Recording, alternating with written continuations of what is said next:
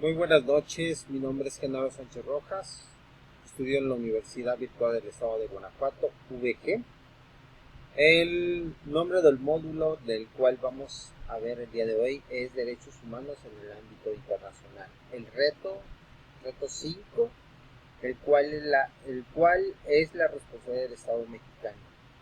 El nombre de mi asesor es Cintia Monserrat Zacarías López. Nombre del alumno, como ya les había comentado, Genaro Sánchez Rojas, con matrícula 211-343, estudiando la licenciatura en Derecho. Bueno, vamos a ver hoy dos casos prácticos. Primero vamos a comenzar con el número 1,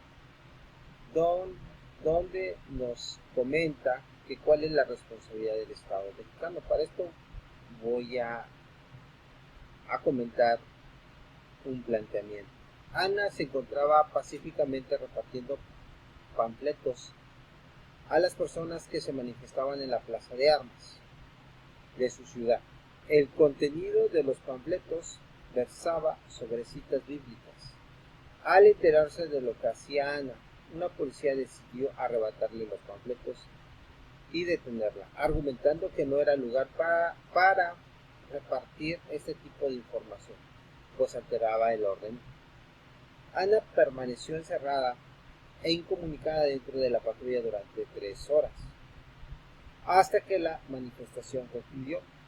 Posteriormente, la policía se trasladó a Barandilla, donde recibió burlas, calificativos peyorativos por el personal de seguridad pública, donde recibió burlas y calificativos, como ya los había dicho. Luego de un día detenida, la dejaron en libertad. Ana renunció al hecho ante la Fiscalía General del Estado, así como ante la Comisión Estatal de los Derechos Humanos. Ambas instituciones omitieron el inicio de cualquier procedimiento, por lo cual Ana acudió a la Justicia Federal, donde resolvieron por incompetencia para reconocer del asunto. 2 años después, Ana presentó su caso ante la Corte de Derechos Humanos. La pregunta es, ¿consideras que existe responsabilidad por parte del Estado mexicano? Argumenta tu respuesta. Bueno, desde mi punto de vista, sí existe responsabilidad por parte del Estado mexicano, por dos instancias, tanto por la Fiscalía del Estado como tanto de la Comisión Estatal de Derechos Humanos. Emitieron el inicio de cualquier procedimiento. Pues al existir dicha omisión, Ana presentó su caso ante la Corte Internacional de los Derechos Humanos, ya que fueron violentados sus derechos establecidos en la Constitución Política, así como en el Pacto Internacional de los Derechos Civiles y la Comisión Americana de los Derechos Humanos, en la Declaración Universal de los Derechos Humanos también, siendo los siguientes artículos. El artículo 34 de la Constitución mexicana menciona que toda persona tiene derecho a la libertad de religión, de elegir de su agrado. Esta libertad incluye el derecho de participar individualmente en público o en privado, en ceremonias siempre que no constituyan un delito o falta de pena por la ley. La libertad de expresión se encuentra contemplada en el artículo 7. Nos dice que es una inviolentable a la libertad de difundir opiniones, información, ideas a través de cualquier medio. Ninguna ley, ninguna autoridad puede establecer la previa censura ni ocultar la libertad de difusión, que no tiene más límites que los previstos en el párrafo del artículo 6. En nuestra Constitución, en ningún caso se podrá utilizar la difusión como ideas del delito. También en el artículo 1 en nuestra Constitución se establece que todas las personas gozarán de derechos humanos reconocidos ante la Constitución y de los tratados internacionales, así como de las garantías para su protección. Todas las autoridades del ámbito de sus competencias tienen la obligación de promover, respetar, proteger y garantizar los derechos humanos de conformidad con los principios de universalidad. En este caso, la señora Ana estaba difundiendo la libertad de expresión y de religión de papel de panfletos son alterar el orden, fue privada de su libertad.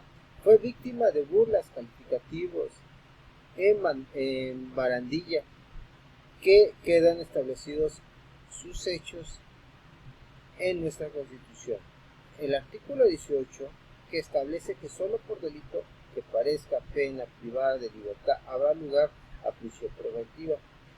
El sitio de esta será distinto del que se destine por la extensión de las penas, estarán completamente separados. Ana no cometió un delito grave, además tienen que contemplar los derechos establecidos en la Declaración Universal, que se encuentran en los artículos antes ya mencionados. En este artículo nos dice que toda persona tiene derecho a la libertad de pensamiento, a la religión, a la creencia individual, así como toda persona tiene derecho a la libertad de expresión. Toda persona tiene derecho a expresarse, e incluye no ser molestado a causa de especularidades, de investigar o recibir información de no ser difundidas en cualquier medio de expresión. Dentro del Pacto de los Derechos Civiles y Políticos se le leyeron sus derechos, como lo estableció en el artículo 18 a libertad del pensamiento, ciencia y religión. El artículo 9, derecho a la libertad de seguridad a las personas de inmunidad frente a de quien se ha detenido. El artículo 12, la Convención de los Derechos Humanos, toda persona tiene derecho a la libertad de conciencia, religión, tiene la libertad de cambiarse de religión por sus creencias individuales o colectivas. Toda persona tiene derecho a la libertad de pensamiento, expresión, ya sea por escrito o impresa o de forma oral, artística o de cualquier otro procedimiento de su elección. Por lo tanto, todo lo expuesto por lo anterior en el Estado mexicano sí tiene responsabilidad si fueran violados establecidos tanto en nuestra Constitución como en nuestra Declaración Universal de los Derechos Humanos, así como en el Pacto Internacional de los Civiles Políticos establecidos en la Comisión Americana de los Derechos Humanos, ya sea en la Cámara Interamericana de los Derechos Humanos, para hacer valer nuestros derechos. Bueno, esto es con respecto al caso número 1. Con respecto al caso número 2, nos dice que durante la pandemia de COVID, el gobernador de una entidad federativa publicó un decreto por medio del cual se declaraba obligatorio el confinamiento en el domicilio particular de los habitantes en un horario de las 6 de la tarde a 9 de la mañana. Asimismo, se prevía una multa de 1.500 a quien fingiera esta disposición. De no contar con los recursos para el pago de la multa, el decreto previo a 36 horas de arresto. Andrés es un hombre de 34 años de edad, en situación de calle, caminaba por la avenida principal de la ciudad a las 8 de la noche. Cuando un militar lo vio, lo detuvo y lo presentó a la Secretaría de Seguridad Pública, donde fue exigido el pago de la multa. Andrés argumentó no tener casa, habitación, familia ni dinero para pagar la multa. Como consecuencia, fue privado de la libertad durante 36 horas y violentado con fotografía incluida en redes sociales como primer término. Un sinvergüenza capaz de negar a su familia con tal de no pagar la multa. Derivado a lo anterior, fue colocado por una asociación civil a través de la cual se planteó su caso, jurisdicción militar y ordinaria, hasta ponerse de conocimiento ante la Corte Interamericana de Derechos Humanos. Bueno, ¿consideras que existe responsabilidad por parte del Estado mexicano? Argumenta la respuesta. Sí hay responsabilidad, porque hay que recordar que, de conformidad de acuerdo al artículo 11 constitucional, las personas pueden desplazarse libremente por todo el territorio nacional sin necesidad de contar con un pasaporte o con algún otro permiso. Esta libertad de tránsito obviamente se ha visto afectada por la pandemia de COVID-19, ya que diferentes autoridades, sobre todo a nivel municipal y estatal, han evitado la circulación de personas a través de decretos que establecen el condicionamiento obligatorio. Sin embargo, hay un gran problema con estas medidas, ya que las autoridades locales no están facultadas para suspender y restringir derechos humanos. Además, la afectación de la libertad ambulatoria, por más que se considere idónea para contener el virus, puede contraer más prejuicios que beneficios.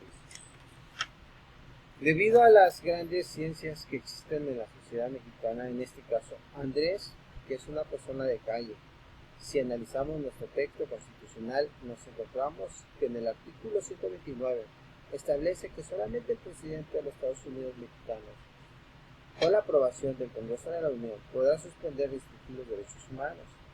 El artículo 124 constitucional establece que las autoridades locales no podrán ejercer las facultades otorgadas en exclusiva a funcionarios federales. Asimismo, el artículo 1 de la Constitución señala que los derechos humanos no podrán suspenderse o restringirse salvo a los supuestos bajo condiciones establecidas del propio contexto constitucional, es decir, conforme a los prescritos en el citado 129.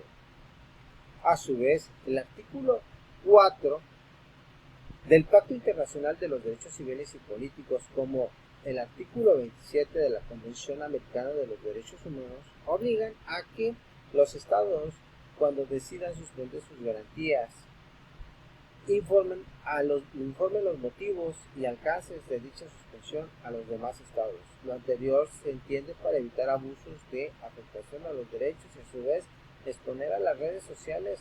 A Andrés también se violentan sus derechos humanos. Este tipo de publicaciones se puede comprometer a la intimidad, honor y a los afectados.